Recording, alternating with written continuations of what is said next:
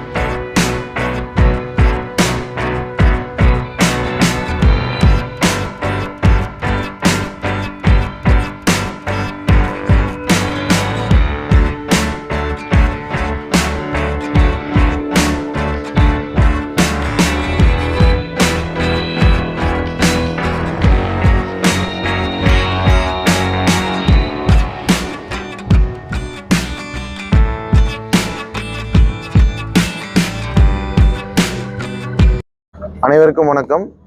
இந்த MK foundation first அனைவருக்கும் தமிழ் புத்தாண்டு நல்வாழ்த்துக்கள்.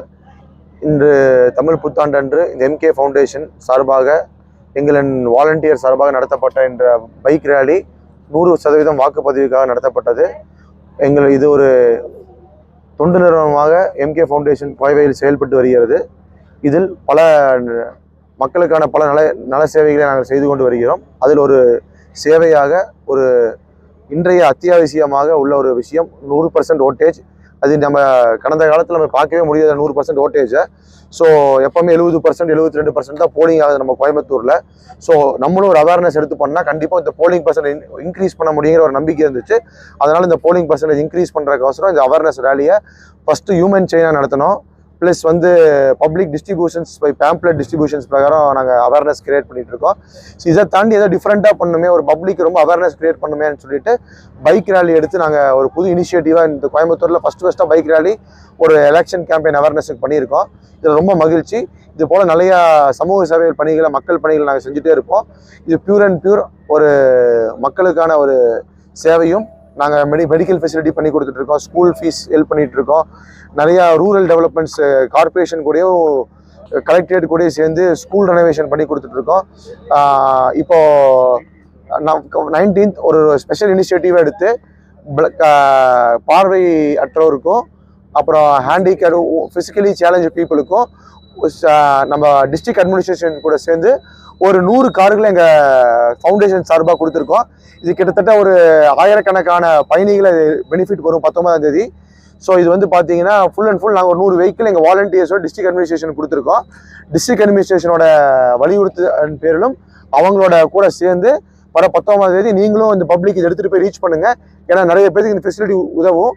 ஸோ ஃபிசிக்கலி சேலஞ்ச் பீப்புளுக்கும் பிளைண்ட் பீப்புளும் 19ஆம் தேதி இந்த 100 வெஹிக்கிளை பயன்படுத்தலாம்.